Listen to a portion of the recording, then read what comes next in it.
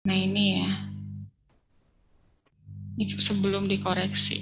Oke, masuk ke metode eksak. Nah, metode eksak itu per section ya. Untuk enriching section akan seperti ini. Biasa ini didefinisikan terlebih dahulu untuk keperluan dari ini hasil, maaf, ini hasil yang warna pink ini.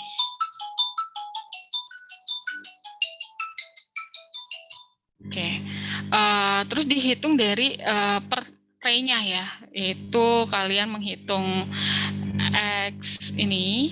XI-nya, kemudian YI-nya, kemudian K-nya, alfanya, rasio YI per alfanya, dan XI-nya gitu.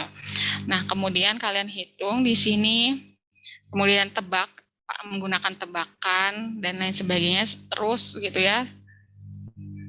Dapatlah nanti bahwa temperatur tray-nya untuk tray pertama adalah seperti ini. Jadi temperatur di tiap tray itu berbeda-beda ya. Temperatur di tiap tray itu berbeda-beda. Jadi ketika kalian ingin mengetahui berapa temperatur per tray-nya, itu menggunakan metode eksak. Kalau di FUG tidak. Kalau di FUG itu tidak per tray. Dia hanya menghitung secara keseluruhannya saja, yaitu temperatur umpan, terus disilatnya berapa, batanya berapa, seperti itu temperatur. Kalau terkait dengan temperatur, jadi temperatur per tray-nya tidak dilihat. Nah, jadi ya kalau nanti diminta juga temperatur ya per tray-nya gitu ya menggunakan eksak juga kalian yang menghitungnya seperti itu. Kemudian sama dengan tray-tray yang lainnya seperti itu. Untuk stripping ya sama kayak tadi, perhitungannya, tebakannya banyak. Nah gini, oke, di stop. Oke.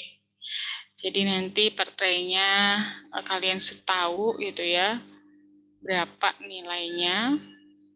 Oke. Nah kemudian ini ada grafik. Grafik apa? Oh ini untuk analisa aja ini mah. Analisa apa? Fraksi cair terhadap temperatur itu berapa? Ini kayak beban kondensor. Kayak untuk beban kondensor nanti pasti kalian harus hitung ya. Kalau beban kondensor itu kalian pastinya nanti kalian memerlukan laju molar dari vapornya, terus harus tahu juga laju molar dari distilatnya, terus sama yang masuk ke dalam kolomnya kembali untuk yang si beban kondensor seperti itu. Terus nanti dikalikan dengan entalpinya, dan entalpi itu bisa didapat dari perkalian antara kapasitas panasnya dan nanti ditambah dengan panas latennya dikalikan dengan fraksinya masing-masing seperti itu. Itu bisa dicari. Jadi untuk melakukan proses pemisahan ini, perancangan ini, itu kombinasi antara ilmu termodinamikanya ada, proses pemisahannya ada, gitu. Jadi nanti saling di ini aja. Oke, nah ini untuk yang bagian proses perancangan proses. Kalau untuk perancangan ini udah 1 jam ya, untuk perancangan proses aja udah 1 jam. Nah saya percepat untuk yang alatnya. Nah untuk alatnya saya izin stop share, saya kembalikan ke presentasi. Untuk perancangan alatnya kalian bisa menggunakan saya ini menggunakan PPT ini ya, PPT mata kuliah proses pemisahan. Oke, sudah tampil ini materi yang baru? Sudah, Bu. Sudah ya. Sudah, Bu. Ya, jadi kalian bisa pakai Sinode. Di Sinode itu bisa Sinode, Carlson, Sinode sama Carlson sama kayak gitu. Terus kalian bisa juga Pak menggunakan buku yang tadi yang dibawa apa? Tapi itu untuk gambar-gambarnya saja, contoh-contoh gambarnya. Bentar, loading.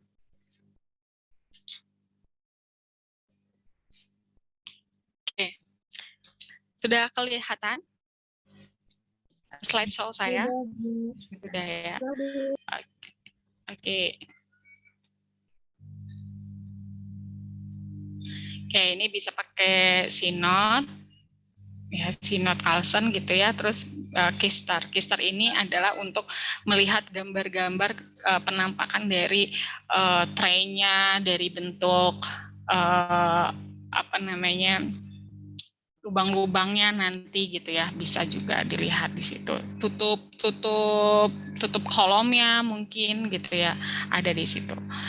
Nah, jadi kalau untuk kolom untuk rancangan proses itu kan tadi sudah kita pelajari, sasarannya adalah untuk menentukan jumlah tahap nyatanya gitu ya, jumlah tahap idealnya seperti itu. Nah, untuk kalau tiap tray gunanya atau fungsinya tiap tray itu adalah sebagai tempat pencampuran antara uap dengan cairan, dan uap ini dia mengalir dari bawah ke atas dan cairan itu dari atas ke bawah seperti itu. Jadi akan menyatunya itu, akan berkontaknya itu ada di tiap tray-nya. Nah, ketika berkontak maka akan terjadi suatu perpindahan massa. Ya, nanti yang komponen yang mudah menguap dia akan ikut ke arah fasa uap, dan nanti yang sulit menguap itu akan masuk ikut ke dalam aliran cairannya seperti itu. Nah, setelah berkontak di dalam suatu tray-nya, tahapnya gitu, maka nanti keluar dari tahap per tahapnya atau per tray-nya ini akan membentuk suatu keseimbangan gitu, keseimbangan uap dan cair seperti itu. Itu materi ya, materi. Oke, jadi keseimbangan itu adalah yang ini. Keseimbangan uap cair adalah ketika meninggalkan tahapnya seperti itu. Nah, ini adalah tray kolom. Oke, jadi untuk perancangan alat, rancang kolom itu kalian nanti menentukan diameter kolom, jarak antar tray-nya. Kenapa diminta jarak antar tray-nya? Sehingga ini nanti kalian akan mendapatkan berapa tingginya. Tentunya gitu ya. Kalau jarak antar tray, kita kan udah tahu nih tray-nya itu yang dibutuhkan berapa banyak. Nah, jadi nanti kalian di sini menentukan jarak antar tray-nya sehingga kalian bisa menyimpulkan berapa tinggi kolom yang kalian akan buat, seperti itu. Terus menentukan konfigurasi dari tray-nya. Maksud konfigurasi itu adalah desain dari tray-nya ini, gitu ya. Gitu. Oke, lanjut. Nah, di sini ada skema aliran, ya. Uap itu kan datang dari bawah ke atas, cair ini datang dari atas ke bawah. Terus nanti ini kan cair nih. Ya, cair itu dari sini nanti ngalir ke sini dan ke sini. Nah, sedangkan uap itu kan menembus dari lubang-lubang di dalam di area tray-nya. Sehingga nanti kontak uap ini kan dia akan naik ke atas dengan laju tertentu, memiliki tekanan, sehingga ketika berkontak dengan si liquid gitu ya, maka nanti akan terjadi spray. Nah, terjadi spray bisa saja kalau misalnya terlalu besar laju uapnya, maka si cairan ini dia akan bisa menembus ke tray bagian atasnya. Paham ya? Kalau misalnya terlalu rendah juga laju dari suatu uapnya, maka cairan yang melewati tray ini dia akan menetes ke bawah. Nah, itu hal-hal yang perlu kita hindarkan. Jadi nanti setelah merancang dan disimulasikan apakah rancangan kalian ini terjadi flooding, terjadi wiping atau tidak, kayak gitu. Ya. Oke, di sini ada semacam ilustrasi, bisa ditonton.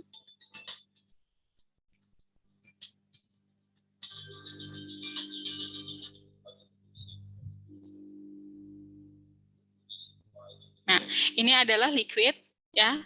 Dia liquid terus turun ke bawah, ya.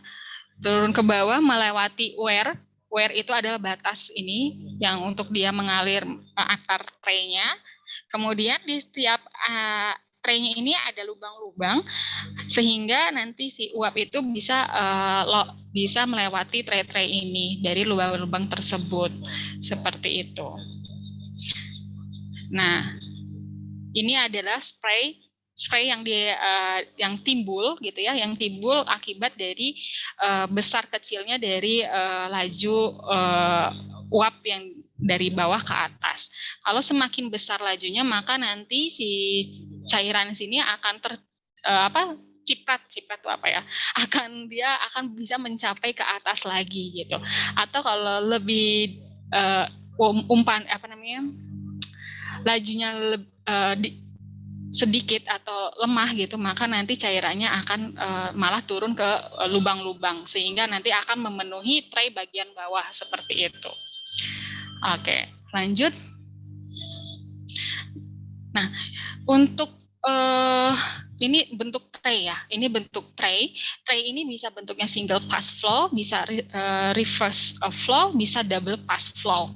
Kayak gitu. Nah, double pass flow ini berarti si cairan ini akan mengalir di tengah-tengah, gitu ya, di tengah-tengah.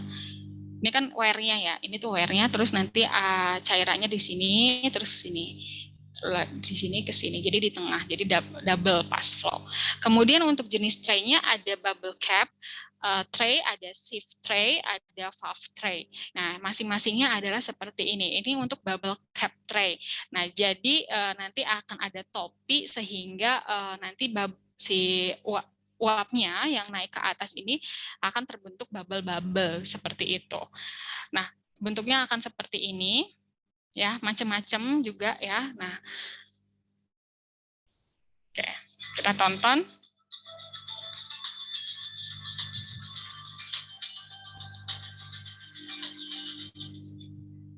Nah, ini adalah cairan yang ngalir dari atas ke bawah, dari atas ya. Kemudian nanti si uap ini dia akan menembus ke cap-nya gitu ya, dan membentuk bubble-bubble dan akan berkontak dengan si cairan tersebut. Gitu.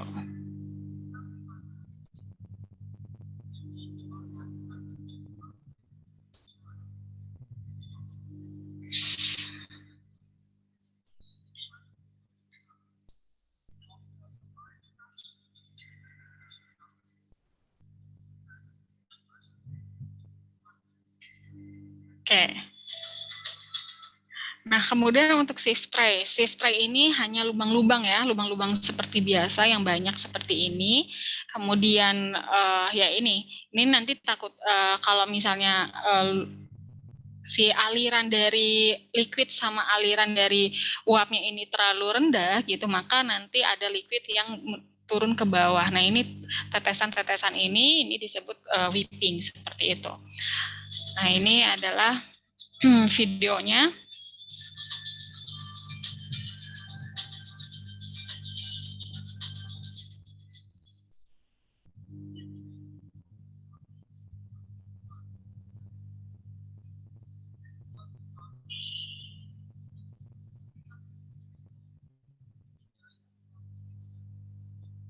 Nah, kalau misalnya pakai sieve tray ini kemungkinan besar akan lebih banyak spray yang terbentuk gitu ya, karena kan dia tidak ada halangan, tidak seperti yang cap ya. Cap itu kan dia ada penghalang sehingga si uapnya ini akan lajunya ini pasti kalau berbenturan dengan cap ini akan lebih kecil dibandingkan kalau misal langsung seperti ini lajunya, seperti itu.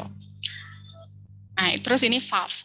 Nah, valve ini kayak sama hal kayak cap. Kalau cap itu kan sudah bentuknya seperti itu dalam keadaan terbuka. Maksudnya tidak naik turun. Nah, kalau valve ini naik turun. Jadi ketika ada uap yang naik ke atas, maka barulah dia sambil mendorong si katup ini sehingga dia bisa keluar si uap ini seperti itu.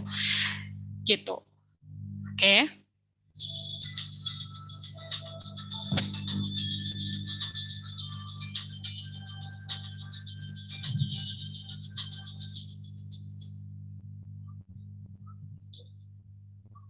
Langsung aja. Nah, ini adalah perbandingan ketika kalian memilih mau shift tray, puff tray, atau cap tray, atau dual flow tray. Nah, ini ada perbandingannya. Nanti kalian sesuaikan, kalian mau yang mana, seperti itu tentunya ya. Nah, lalu ini evaluasi dari hasil rancangan kalian, yaitu apakah rancangan kalian ini masuk ke area yang aman atau area yang kalian terjadi flooding atau terjadi whipping. Nah, kalau untuk ini berarti kalian harus mengetahui laju vapor rate-nya, vapor flow rate-nya, dan tentunya harus mengetahui liquid flow rate-nya, seperti itu. Nah, kemudian ini adalah mekanisme untuk flooding ya. Kalau ini kan untuk sistem keseluruhannya ya. Kalau ini khusus untuk floodingnya, diagramnya. Nah, jadi di sini ada perbandingan antara rasio L per V-nya terhadap tekanannya. Jadi nanti kalian masuk ke area mana? Downcomer flood atau entrainment, or downcomer flood atau spray entrainment, seperti itu. Nah, ini flooding itu terjadi seperti ini.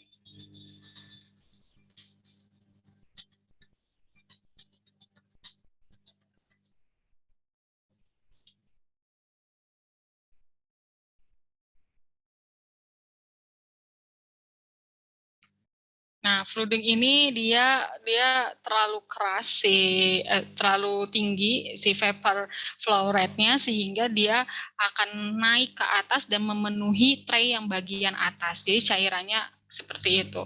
Jadi terjadilah flooding. Nah, kalau untuk whipping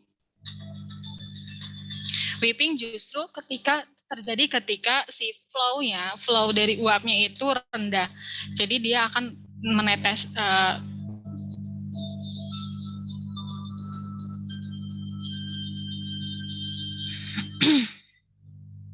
nah, dia kayak tetesan gitu, hujan gitu ke bawah gitu.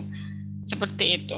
Jadi nanti kalau terjadi flooding sama terjadi whipping ini, maka tidak akan maksimal untuk perpindahan massanya gitu ya. Tidak maksimal kontak antara uap dan si cairannya. Nah, jadi untuk rancang tray column ya, di sini kalian harus tahu laju uap sama cairannya, baik itu di bagian atas sama bagian bawahnya.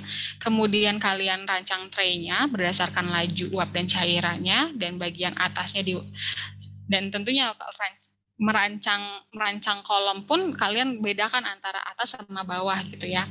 Gitu. Terus di sini sama ini. Nah, untuk area tray itu ini definisinya ya. Ya, ini kolom area, itu area downcomer-nya, kemudian aktif areanya dan lain sebagainya. Ini sudah kalian pelajari. Wear itu adalah yang bagian ini. Nah, tinggi wear ini kalian bisa kalian tentukan asal sesuai dengan yang ada di buku. Nah, di buku kan dibilangnya antara 3, 4 sampai 5 cm seperti itu. Nah, tray plate spacing-nya juga seperti ini. Nanti kalian tentukan seperti itu. Nah, ini adalah perkiraan flooding. Nah, perkiraan flooding kalian bisa seperti menghitung menggunakan persamaan ini. Jadi dirancang distilasi ini tentunya ada asumsi-asumsi yang digunakan, dan tentunya asumsi angka-angka tersebut pun berasal dari data-data yang ada di buku kayak gitu, yang kayak tadi ya. Tinggi wear ini 3, 4, 5 cm, kalian menggunakan asumsinya 4 deh gitu, dan lain sebagainya gitu. Kemudian ini untuk tray spacing bisa menggunakan bantuan diagram untuk memperoleh diameter kolomnya. Kemudian di sini untuk pola alirannya, kalian itu masuk ke mana pola alirannya, yaitu masuk cross flow, single pass, atau double pass, atau reserve flow kayak gitu. Nah, terus ini untuk play design-nya. Nah, kalian harus perlu periksa perilaku dinamikanya dari whipping condition-nya, terus pressure drop-nya, downcomer liquid backup-nya, dan entrainment-nya. Nah, jadi pengujiannya ketika kalian sudah merancang nih kalian sudah merancang, sudah memilih mau yang mana, lajunya juga sudah diketahui, kalian uji dulu, uji whipping. Nah, uji whippingnya menggunakan algoritma ini. Nah, lalu untuk pengujian tinggi cairan downcomer juga harus dilakukan gitu ya. Sehingga apakah yang kalian rancang ini worth it untuk diterapkan atau tidak. Jangan-jangan kalian hanya membangun tapi pas dijalankan, dioperasikan, wah tidak sesuai dengan targetnya seperti itu. Karena di dalam kolom distilasinya bermasalah. Seperti terjadi whipping lah, terjadi flooding lah, atau semacamnya seperti itu. Nah, seperti itu untuk distilasi. Gitu. Oke, untuk distilasi seperti itu tentunya menggunakan untuk algoritmanya bisa ada di Sinot ya. Kalian bisa baca di situ, terus diaplikasikan ke Excel ya nantinya seperti itu. Gitu Bapak Fauzi. Sepertinya untuk distilasi sudah selesai. Inti dari distilasi adalah kalian harus merancang dua, yaitu perancangan proses dan perancangan alat, tentunya seperti itu. Gitu. Oke, dari distilasi sudah selesai. Mungkin nanti silakan dilanjut dengan perancangan absorpsi ya oleh Pak Fauzi. Saya izin stop share. Silakan Pak Fauzi. Oke, terima kasih Bu Reni ya. Luar biasa. Sangat komprehensif sekali distilasi ini. Oke ya. Selanjutnya ini berkaitan dengan menara absorpsi.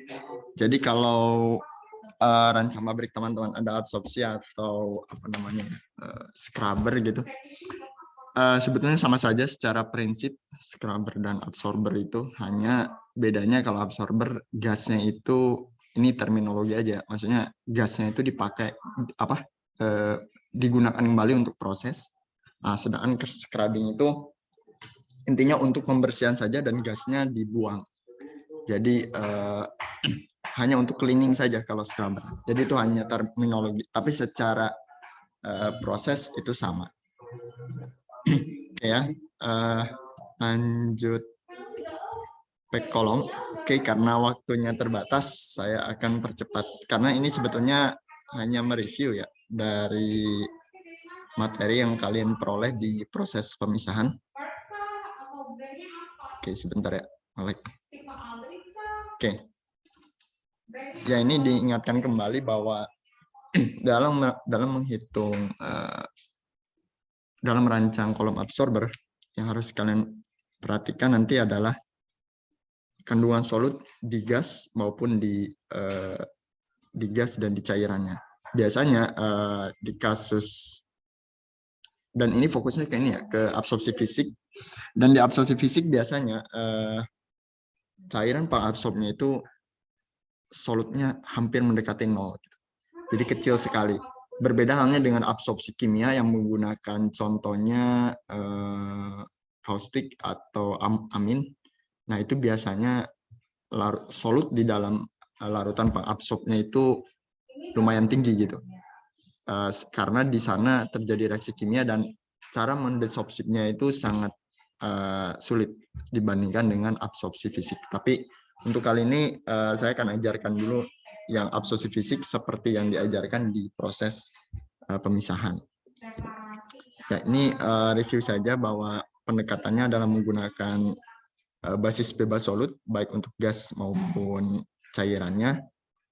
Kemudian diingatkan lagi terkait dengan konsentrasi solut, ada Y besar, ada Y kecil, kemudian nanti di larutannya ada X kecil dan X besar. Gitu ya. Nanti yang akan digunakan adalah basis Y besar gitu ya, yang basis bebas solut.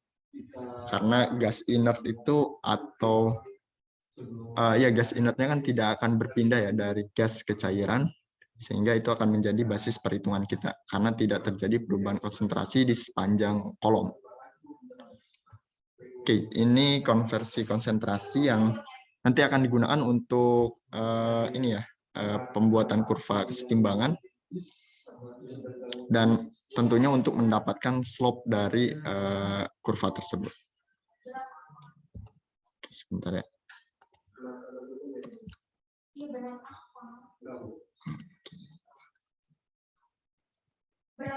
Oke, Ini merupakan prosedur penentuan dimensi kolom isian, di mana kita harus memilih dulu tipe dan ukuran isian packing. Tahap pertama, kedua adalah menentukan NTU-nya, nanti akan menggunakan kurva NOG dan MLMGM. Kemudian tahap ketiga adalah menentukan diameter kolom, dan tahap terakhir sebetulnya dalam perancangan kolom itu menentukan tinggi packing ya, dengan dua metode, Cornell dan Onda. Lalu ada nanti saya akan tunjukkan juga menggunakan Aspen-ISIS. Oke ya. Nah, oke, kita langsung ke ini saja ya, ke Excel-nya. Oke, sampai jam 11 ya Bu Dani ya. Oke ya. Nggak apa-apa, setengah 12. Oke, oke ya, saya akan coba jelaskan sejelas mungkin di Excel-nya ini. Jadi di sini sudah dimasukkan keterangannya, yang kuning itu dimasukkan, lalu ada membaca grafik, rumus, dan literatur. Jadi pertama ini ada data yang memang kita ingin lakukan operasinya di dalam absorber, itu harus ada data laju gasnya, kemudian konsentrasi solut dalam gasnya harus diketahui, dan konsentrasi solut dalam cairan penyerapnya juga harus diketahui. Nah, seperti yang saya bilang sebelumnya, biasanya kalau absorpsi fisik, konsentrasi solut dalam cairan itu sangat kecil. 0,6 ppm itu kan kecil sekali ya, hanya 600 ppb berarti. Itu tidak signifikan sebetulnya dalam proses absorpsi. Tapi biasanya kalau di absorpsi kimia itu bisa lebih dari ini, bisa lebih dari 100 ppm. Gitu ya. Jadi untuk absorpsi fisik ini tidak ada solut yang begitu besar di cairan penyerap. Lalu konstanta Henry ini diketahui juga, temperatur operasi, tekanan operasi, dan nah jenis packingnya. Kalian mau menggunakan jenis packing apa? Karena itu nanti akan bergantung pada nilai surface area, packing factor, dan diameter packing. Oke ya. Ini ya diketahui juga persen recovery-nya, artinya berapa persen solut yang bisa direcovery. Lalu ada data fisik ini dari literatur, atau kalau kalian kan sudah mahir ya menggunakan Aspen, baik Aspen Plus maupun Aspen HYSYS, silahkan dicari saja data ini di software tersebut. Harusnya ada ya, dan ini dicari di temperatur operasinya di 54 derajat Celcius. Seharusnya ini mudah diperolehnya ya, data fisiknya. Jadi kalian tinggal menggunakan Aspen.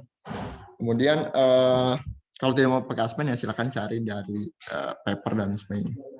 Kemudian kalian menghitung beberapa parameter yang akan kita gunakan nanti ya di dalam perancangan kolom, di dalam perancangan diameter kolom dan tinggi kolom.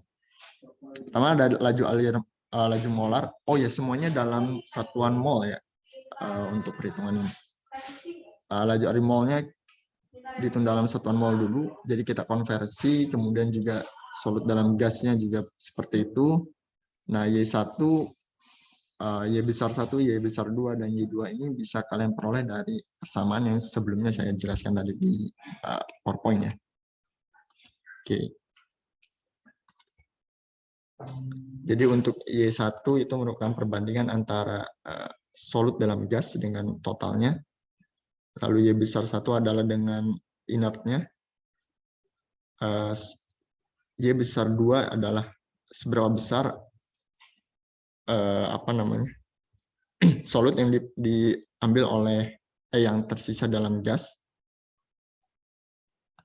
Dan Y2 ini adalah merupakan konversi satuan yang tadi ada di PowerPoint ya rumusnya. Oke. Nah, ini adalah kurva setimbangannya. Jadi seperti yang sebelumnya X1 itu bentar ya, kita di sini dulu kita hitung X kecilnya dulu. Nah, X kecil ini kan dari persamaan Henry ya diperolehnya. Jadi P sama dengan X kali H ya. Nah, yang dicari adalah X. Nah, berarti per P ya. P per H, sorry. P per konstanta Henry-nya. Oke. Satu ini dicari seluruhnya ya. Dan ini adalah Y1-nya merupakan konversi dari Y besar 1. Jadi Y besar 1 ini dibatasi dari Y besar 2 dan Y besar 1. Y besar 2-nya adalah yang paling kecil nilainya 0,57. Kemudian Y besar 1-nya adalah nilai yang paling besar dari di inletnya. Gitu ya. Jadi solut di inlet kan pasti lebih besar ya dibanding di outlet. Kita buat 20 titik dan di sini dibagi 20. Jadi selisih antara Y1 dan Y2 itu dibagi 20 berapa nilainya, dan setiap titik ini ditambah dengan rasio dari selisih dari Y1 dan Y2. Kemudian kalian bisa hitung Y kecil I, X kecil I, dan X besar I. Seperti itu. Nanti diperolehlah kurva kesetimbangan dan nanti kalian akan memperoleh slope-nya. Oke. Slope-nya sebetulnya bisa dilihat dari kurva ini ya. Kalian tinggal klik regression linearnya, atau di sini saya menggunakan persamaan slope ya. Sama saja gitu. Jadi dilihat dari sini bisa, kalian pakai persamaan bisa. Ini hanya skill Excel saja ya kalau untuk kurva kesetimbangan. Jadi kita dari kurva kesetimbangan ini kita ingin mencari slope-nya. Nah, kemudian selanjutnya kita akan menentukan NTU-nya ya. Nah, NTU ini didekati dengan nilai NOG-nya. Nah, di sini ada kurva NOG terhadap Y1 dibanding Y2. Y1 banding Y2-nya adalah 9,51. Jadi kita bisa tarik garis lurus ke 9,51. Kemudian dari bukunya Sinot ya, itu dijelaskan bahwa nilai optimum yang digunakan dalam proses absorpsi MGM per LM-nya itu adalah 0,7 sampai 0,8. Oke, sehingga yang diambil adalah nilai 0,8. Ketika nilai yang diambil 0,8, maka nilai NOG-nya itu adalah sama dengan 4,971 atau 5. Ya, kita bulatkan. Nah, rumus NOG-nya ini yang di atas, terus X1 yang di kanannya. Seperti itu. Ya. Maka X1 yang diambil adalah 0,0171. Oke, kita sudah punya nilai NOG, kita sudah punya nilai X1, kita sudah punya nilai MGM per LM, dan kita sudah punya slope. Kemudian untuk menghitung diameter kolom, ini adalah beberapa data yang dibutuhkan ya untuk menghitung diameter kolom. Ada berat molekul gas, densitas, dan ini beberapa ada yang diperoleh dari dari Aspen ya. Lagi-lagi dari Aspen. Nah, terus berat molekul gasnya bisa kalian hitung sendiri ya. Kemudian densitas gasnya juga bisa dihitung. Nah, di sini laju alir. Nah, sehingga dari ketika tadi kita sudah mendapatkan nilai MLMGM itu, kita bisa menghitung laju alir molar cairnya berapa. Sehingga inilah laju alir molar cairan pengabsorb yang kita butuhkan. Ya. Nanti kita bisa rubah satuannya menjadi laju alir massa. Kemudian untuk menghitung nilai, kita hitung nilai FLV menggunakan rumus di tabel di bawah ini. Screen saya kelihatan nggak? Sorry. Terlihat, Pak. Terlihat, Pak. Terlihat ya? Terlihat. Oke. Oke. Nah, nilai FLV-nya kalian cari terlebih dahulu. Itu adalah liquid vapor flow fraction. Oke, nah di sini ada satu asumsi yang harus kita gunakan, yaitu pressure drop. Jadi di absorber kolom itu biasanya pressure drop itu mulai dari 15 sampai 50 mm 2O. Oke ya. Karena memang absorber itu didesain untuk memiliki pressure drop sekecil mungkin dibandingkan dengan tray kolom yang tadi didistilasi. Oke. Nah, kita asumsi saja di sini 21 mm. Ini terserah teman-teman. Pressure drop-nya mau berapa asumsinya? Mau 42, mau 21, yang penting konsisten ya dalam perhitungan itu. Jadi nanti angkanya pun akan berbeda dengan apa yang saya tampilkan di sini ya, kalau asumsinya berbeda. Tapi kalau flooding line-nya ini akan sama semuanya ya, karena dia hanya ada di satu titik. Dia hanya ada satu garis flooding line. Nah, nanti jika asumsinya 21 mm, maka kalian bisa dapatkan nilai K4 untuk pressure drop, dan kalian juga bisa mendapatkan nilai K4 untuk flooding line-nya. Di sini ya nilainya. Nah, untuk menghitung persen flooding-nya, rumusnya itu rumusnya ini yang di sebelah kanan saya. K4 pressure drop dibagi K4 flooding diakarkan. Nah, kalau ingin dalam persen dikali ke 100%, tapi kalau tidak ya tidak apa-apa. Berarti ini sekitar 54,3%. Oke. Nah, kemudian ada nilai packing factor dan packing size. Ini seperti yang di awal kan kita menentukan jenis packingnya adalah metal rustic ring. Ini packing random kalau nggak salah ya, atau struktural. Oke. Nah, mana tadi packing factor dan packing size. Nah, di sini kita memilih rustic rings yang metal.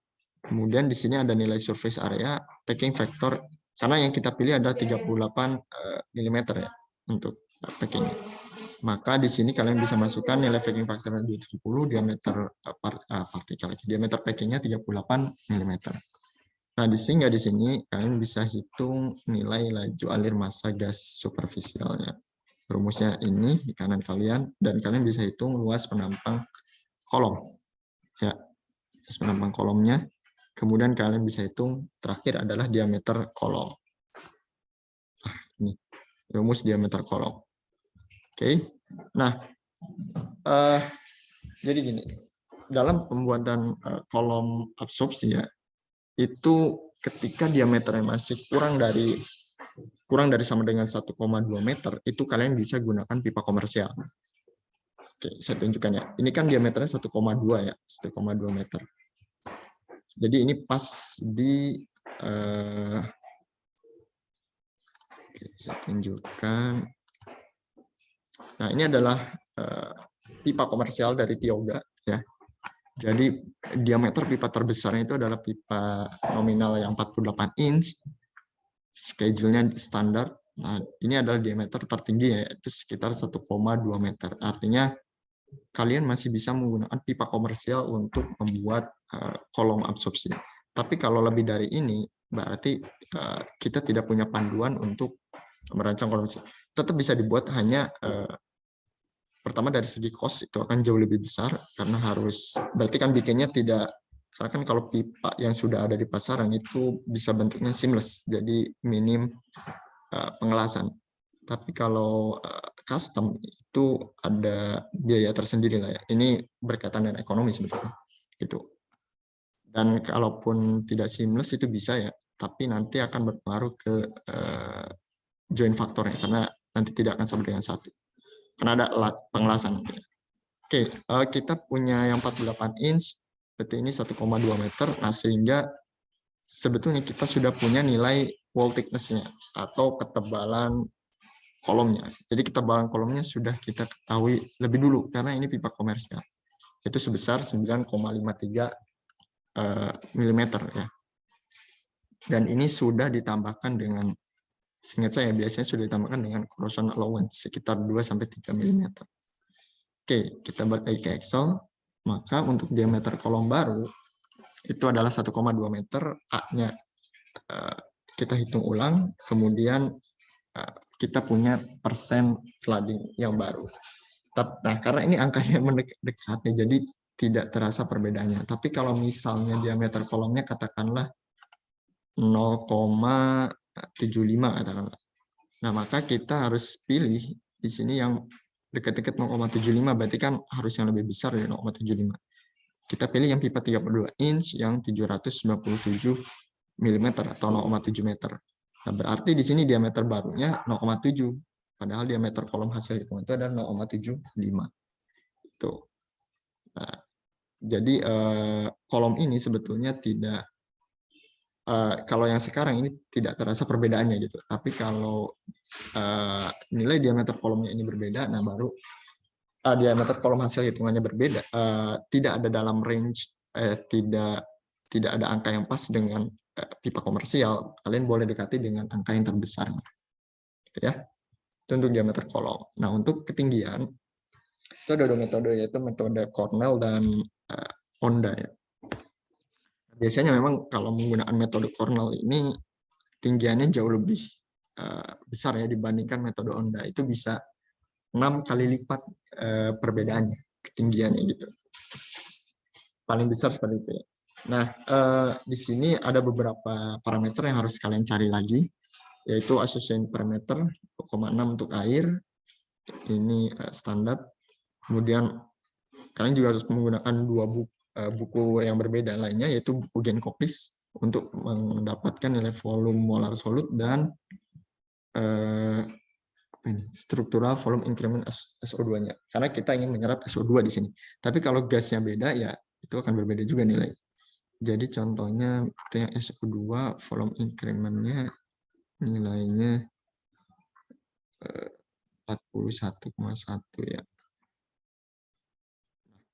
Ini ada gas-gas yang digunakan dalam penyerapan absorpsi. Jadi kalian kalau gas yang diserapnya beda, tentu nilainya akan berbeda juga.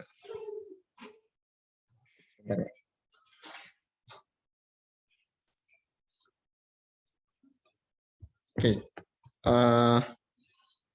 Setelah itu, data tersebut sudah diperoleh.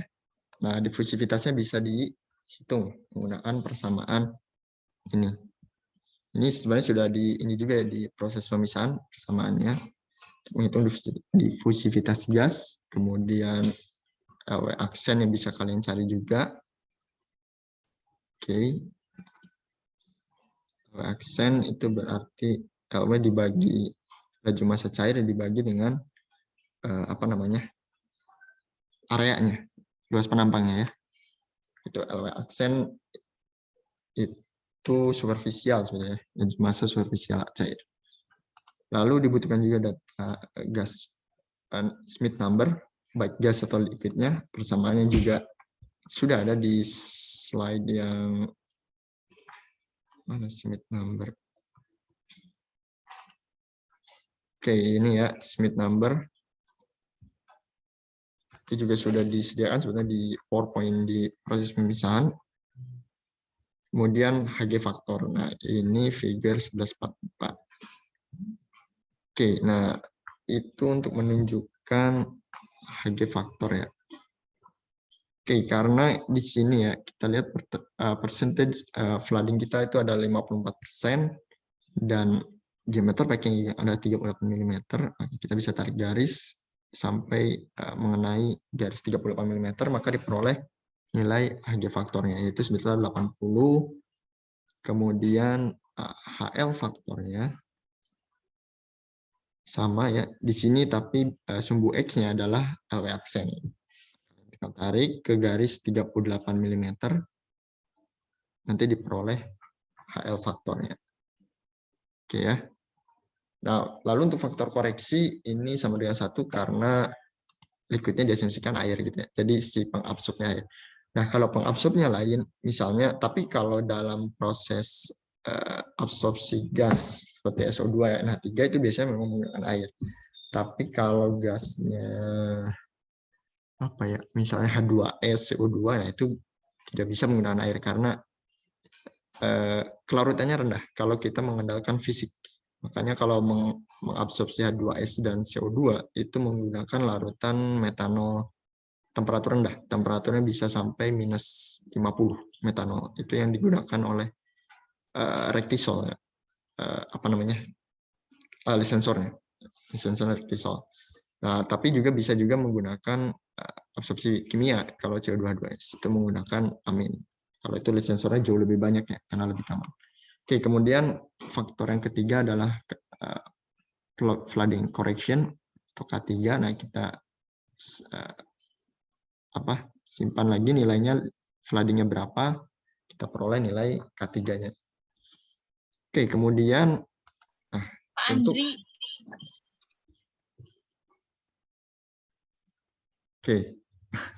Oke, kemudian kita harus mendebak dulu nih terlebih dahulu nilai Z-nya untuk menghitung Hg, HL dan HUG. Oke ya. Jadi kita tebak dulu, katakanlah misalnya 18. Nah, Hg itu bisa dihitung dengan persamaan. Ini ya. Oke. Nah, samanya ini. Hg bisa dihitung dengan persamaan ini, HL bisa dihitung dengan persamaan ini. Dan semuanya itu membutuhkan data Z, atau data ketinggian. Nah, ini adalah tebakan. Kita tebak dulu 18 misalnya. Dapatlah Hg, HL, dan HOG. Nah, kemudian kita tinggal golsik galat dari Z tebak ini dengan hasil hitungan. Nah, hasil hitungan itu gimana? Z ketinggian hasil hitungan itu adalah perkalian dari NOG yang kita peroleh di awal tadi dengan HOG hasil hitungan. Oke, ini kita golsik. Berarti ini akan 0. By changing cell-nya berarti tebakan tadi. Ya, oke. Oke. Nah, galatnya ini sudah 5 angka di belakang koma, artinya sudah sudah sesuai, maka Z hitungan yang kita peroleh adalah 20 meter. Nah, ini adalah ketinggian yang sebetulnya dari dari packing kolom itu. Ya, berarti kita punya 20 meter. Oke. Itu untuk metode Cornell.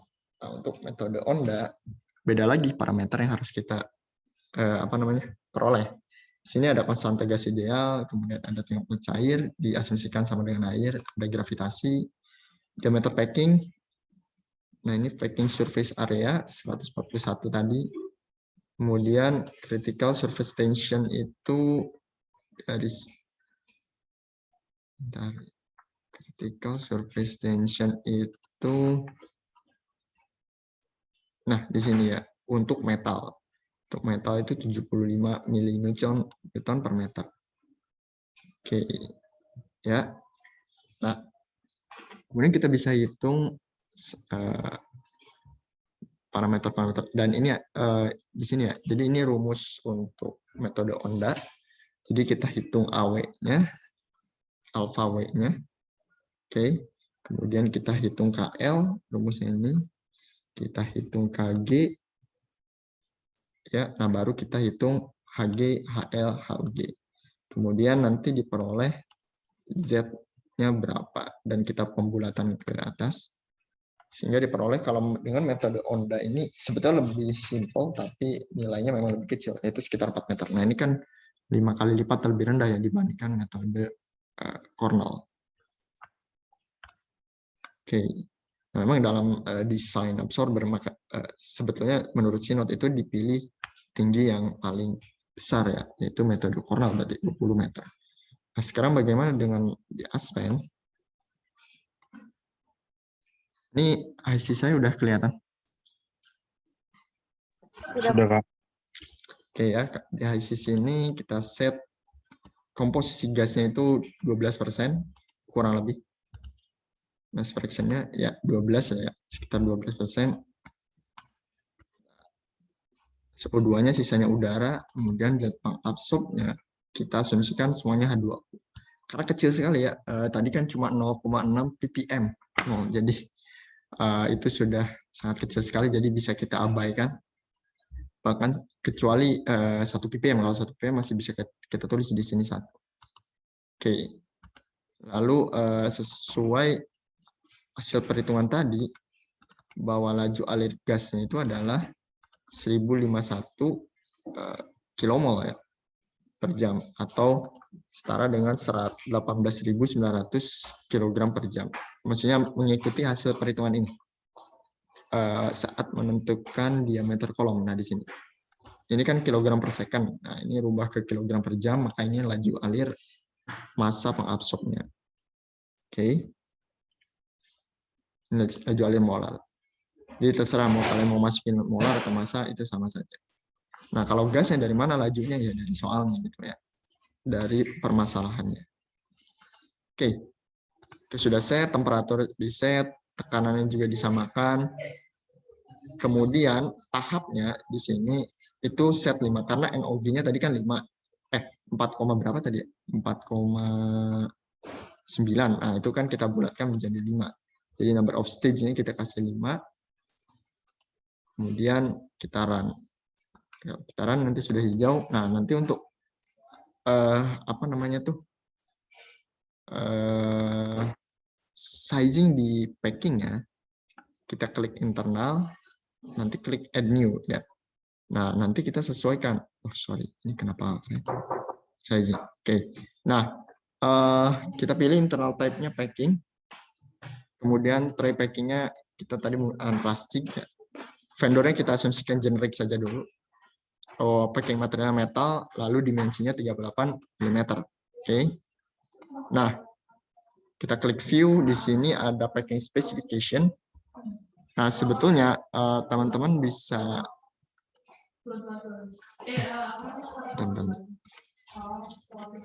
Oke.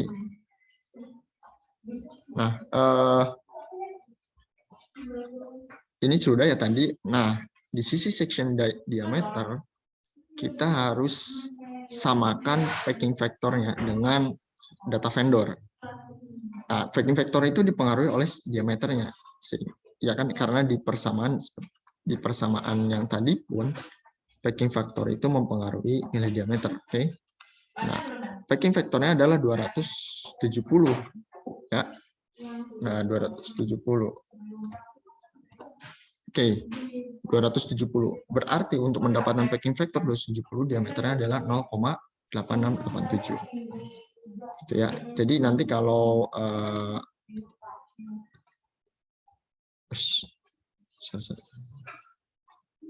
nah, jadi ini adalah menjadi variabel kunci atau variabel yang harus kalian samakan nilainya dengan vendor, karena ini data vendor. Oke. Kemudian HETP ini sebetulnya ini data dari vendor juga. Jadi teman-teman harus masuk ke website-nya si Rastig untuk melihat berapa sebetulnya HETP-nya. Tapi di sini saya menggunakan bukunya Sinot bahwa kalau absorpsi udara dan air itu berkisar 0,75 HETP-nya. Nah, karena tahapnya 5, berarti tinggal 5 kali 0,75 ya sekitar 3,75 meter. Jadi ketinggian packingnya itu adalah 3,75 meter. Nah, penggunaan aspen memang lebih sederhana ya. Oke, ini desain parameternya. Kalian bisa melihat di sini, kalian bisa lihat di sini pressure drop-nya berapa per ketinggiannya per meternya. Dan di sini pressure drop calculation-nya saya sarankan menggunakan Wallis dulu ya, karena ini yang default bawaan dari HYSYS. Memang banyak sih ininya. Kemudian ini packing constantnya. Surface area-nya kan belum sama ya dengan yang tadi, itu kan harusnya 141 harus. Surface area-nya itu berapa tadi? Surface area-nya itu ya 141. Kalian bisa rubah di sini nilainya 141. Nah, void fraction-nya ini biarkan karena ini bawaan dari vendor, yaitu 0,9. Nah, untuk melihat summary-nya kita lihat di performance, kita lihat di internal result. Nah, di sini diketahui bahwa total tinggi ketinggian packing itu adalah internal 2. 3,75 mm, lalu total pressure drop-nya adalah 20 milibar gitu ya. 20 milibar. Oke. Di sini pressure drop-nya kan 21 ya. Nah, dekat-dekat lah ya. Ini 20 milibar lah. Kurang lebih. Oke, nah kalau mau lihat lebih jauh, kalian bisa klik view, kalian lihat summary-nya di sini. Berapa apa namanya itu?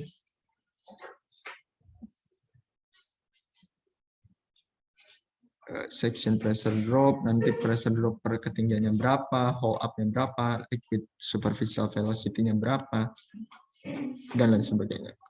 Lalu kemudian, nah ini karena saya pakai Aspen versi 10, di equipment design ini tidak ada tray sizing ya gitu.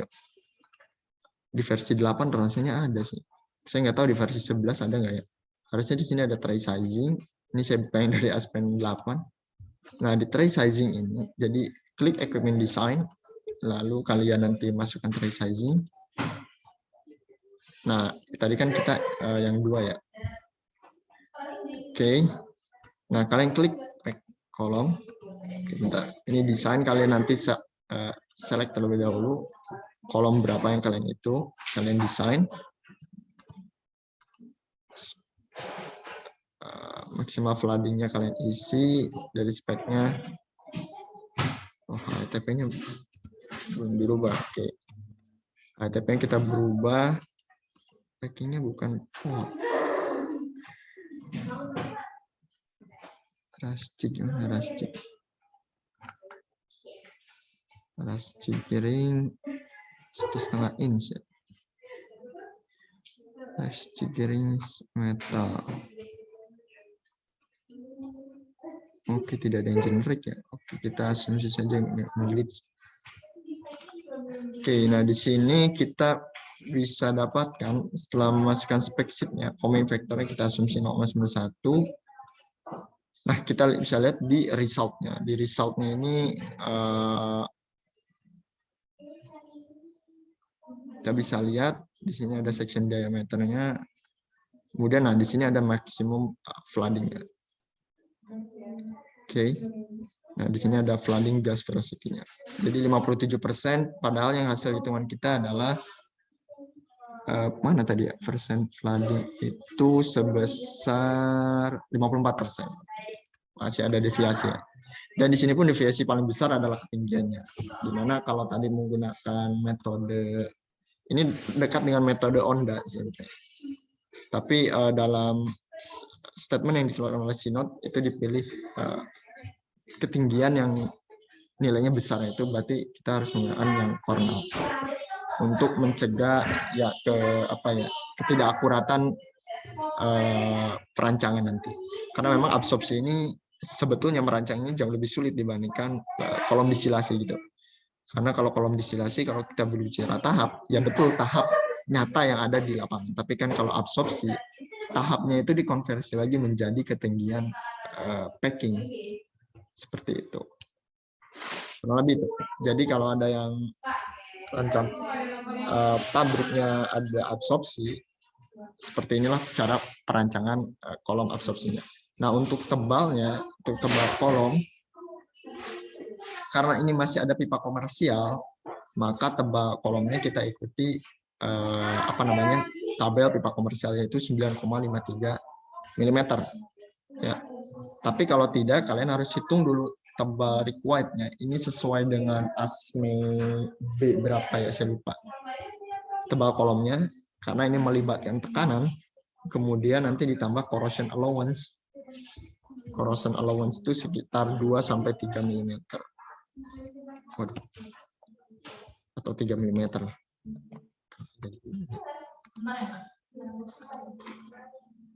CA-nya 3 mm.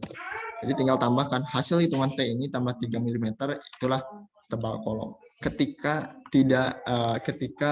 diameter yang kalian peroleh tidak ada di dalam rentang pipa komersial. Artinya itu jauh lebih besar dibanding 1,2 meter. Bisa kalian dapat diameter kolomnya 4 meter misalnya. Nah, itu kalian harus hitung sendiri tebal kolomnya seperti apa. Oke, seperti itu Bu Reni dari saya. Kurang lebihnya mohon maaf.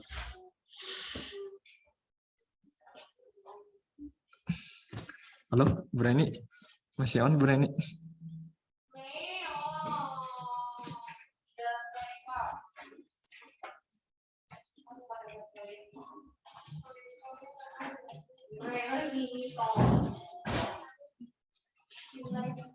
Halo.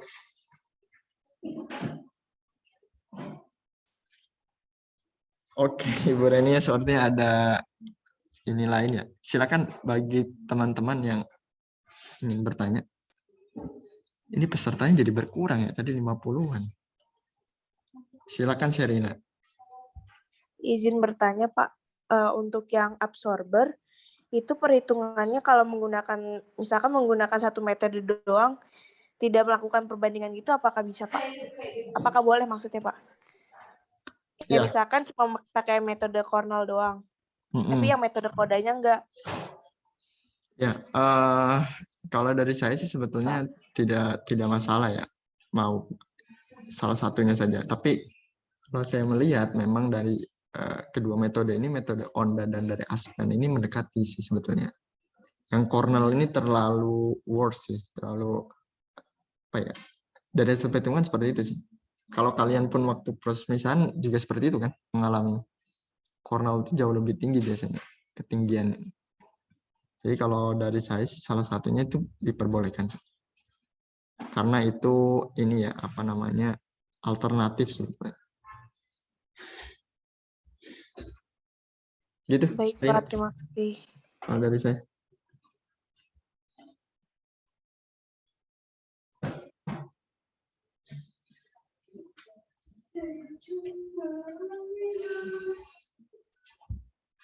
Oke, siapa lagi nih yang raise hand? Martin sama Kevin. Martin dulu. Izin bertanya, Pak. Apakah perhitungan absorpsi itu sama dengan stripper enggak, Pak? Nah, beda. Stripper itu gini. Stripper itu pendekatannya sebenarnya mirip distilasi, cuma dia pakai packing. Gitu. Sebentar, maksudnya perhitungan ini ya. Kurang lebih dia itu kan nanti ada ininya juga ya, ada regular dan kondenser kan, stripper itu. Itu perhitungannya sama sebetulnya sih, sama saja. Kalau untuk stripper, maksudnya sama dengan absorber, tapi secara ininya ya, maksudnya itu kan harus mencari ini juga kalian, apa namanya itu, refleksnya juga kan. Nah itu bisa menggunakan metode distilasi mungkin untuk stripper. Saya belum ini sih, kalau yang stripper belum pernah menghitung secara manual, maksudnya kalau stripper. Tapi kalau menggunakan Aspen pernah gitu. Kalau secara manual belum pernah kalau saya. Seringnya absorpsi karena memang banyak yang di ininya adalah absorpsi. Kalau stripper saran saya kalau bisa menggunakan langsung Aspen sebetulnya lebih baik sih. Gitu. Siapa tadi? Martin sama gitu. Martin gimana? Kurang ya? Oke ya. Oke, kalau siapa tadi? Satu lagi Kevin ya? Kevin gimana? Izin bertanya Pak, untuk tinggi tray tiap kolom absorpsi itu Pak, dua metode itu berarti beda-beda ya tingginya? Tinggi packingnya, iya. Nah itu tinggi packingnya beda-beda karena memang pendekatan yang digunakan juga beda. Artinya saya juga sudah menghitung beberapa kasus, menghitung dan melihat ya beberapa kasus perhitungan itu beda-beda sih nilainya, tinggiannya. Jadi itu kalau metode yang manual tadi yang menggunakan Excel. Biasanya memang metode Cornell itu selalu lebih tinggi sih dibandingkan metodenya Onda gitu. Dan itu range-nya bervariasi, bisa 2 kali lipat lebih tinggi, bisa 3 kali lipat, atau bahkan yang tadi saya kerjakan itu 5 kali lipat lebih tinggi gitu. Dari metode Onda. Nah, kalau metode Aspen itu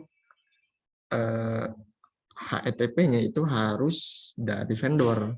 Karena biasanya vendor itu menyediakan data itu di website vendor packing gitu. Karena HTTP itu memang sudah didesain oleh vendor sih gitu. Berapa ininya. Jadi nanti kita tinggal cari dulu dari nilai NOG-nya. Nah, nantilah NOG itu kan merepresentasikan jumlah tahapnya gitu. Nah, berarti ketinggian packingnya itu bisa tinggal kalikan saja jumlah tahapnya dikali dengan HTTP atau HOG itu lah istilah. Itu, Kevin. Terima kasih Pak. Oke, kalau yang lainnya ada yang mau menanyakan distilasi mungkin? Bu Rene, halo?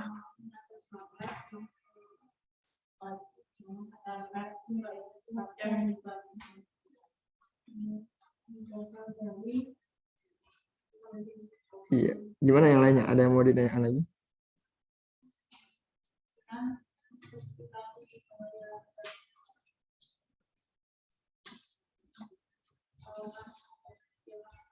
Oke, Lisa Anggra ini silakan. Saya mau tanya tentang yang distilasi tadi, Pak. Kan ada yang koreksi komposisi, kalau nggak salah. Nah, itu tadi itu kalau misalnya nggak dikoreksi itu boleh nggak ya? Oke, ini Bu Reni nih harusnya yang lebih detail.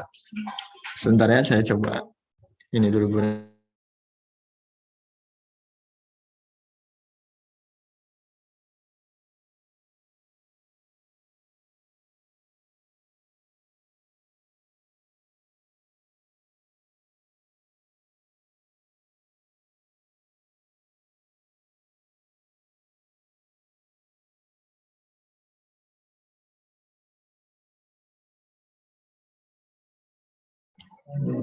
Oke, Bu Reninya kemana ya?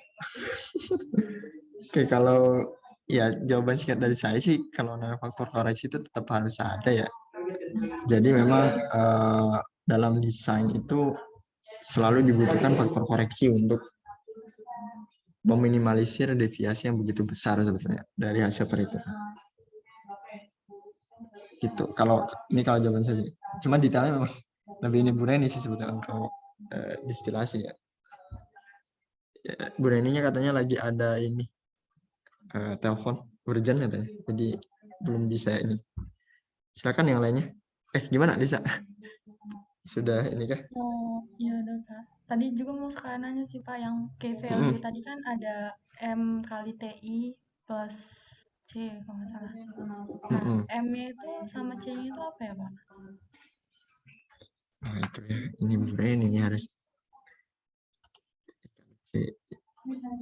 Oke, sebentar ya saya.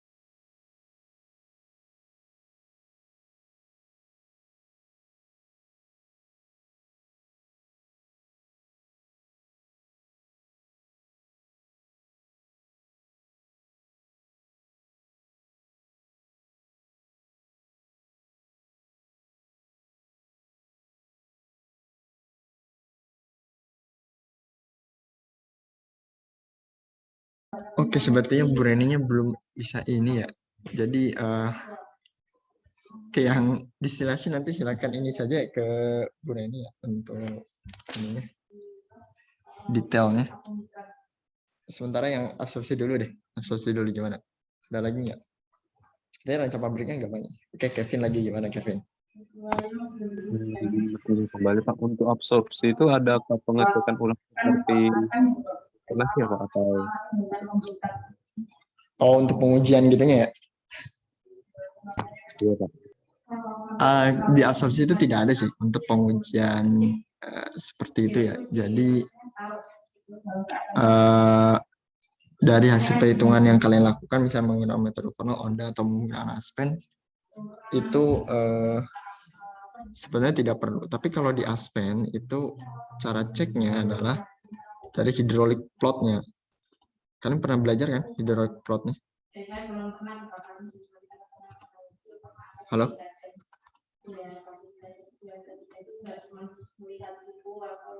Hydraulic plot itu seperti ini. Jadi kalau kolomnya biru seperti ini artinya tidak ada whipping dan tidak ada flooding. Artinya titik operasi yang kalian lakukan itu berada di rentang operating point yang disyaratkan oleh prosesnya gitu. Cara ceknya itu sih kalau di Aspen untuk menguji apakah absorber kalian itu layak beroperasi atau tidak gitu. Lebih ke arah sana sih. Dan biasanya biru ini confident berarti, tapi minimal itu warnanya kuning. Jadi warning di sini. Artinya operating point-nya itu biasanya ada di sini nih, di bawah ini, atau dekat dengan atau dekat dengan kurva yang paling atas. Nah, di sini mendekati dengan flooding, di sini mendekati dengan whipping. Gitu. Jadi warning. Tapi kalau bisa memang di tengah-tengah ini, karena kalau sudah di tengah-tengah ini titik operasinya kolomnya akan berwarna biru, artinya layak beroperasi. Tapi minimal itu warnanya kuning di sini dekat-dekat. Jadi kalau dekat-dekat sini ya belum flooding, tapi hati-hati gitu.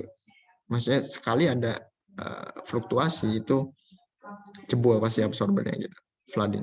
Tapi kalau di sini jauh ini, kalau ada fluktuasi pun dia paling naik ke sini, turun ke sini. Dari operating point.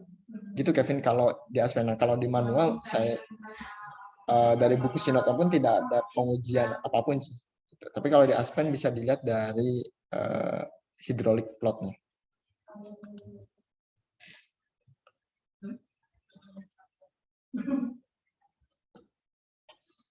Terima kasih Pak. Oke. Ada lagi yang absorpsi?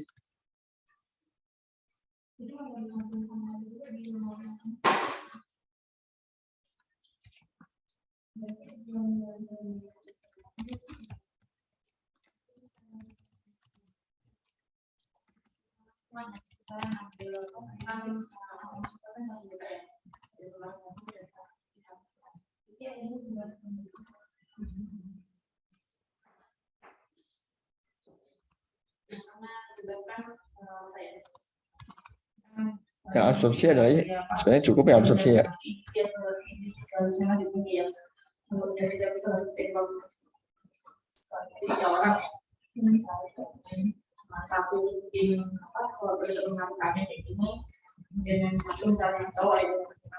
Oke, sisanya ini kayaknya mau nanya distilasi nih, Bu Reninya ini. Saya lihat soalnya rencana pabriknya banyak distilasi nih. Gitu.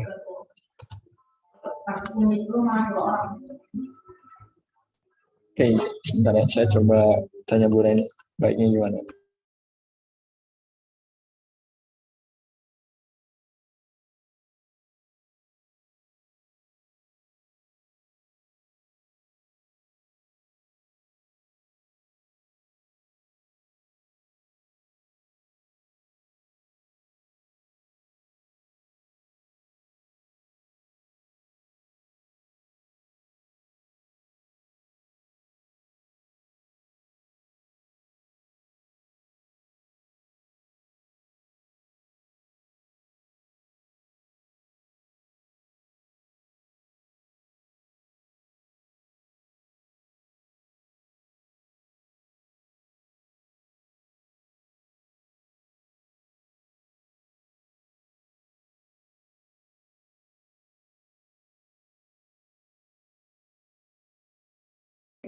Oke, sepertinya iya Bu Reni baru menginfokan ke saya.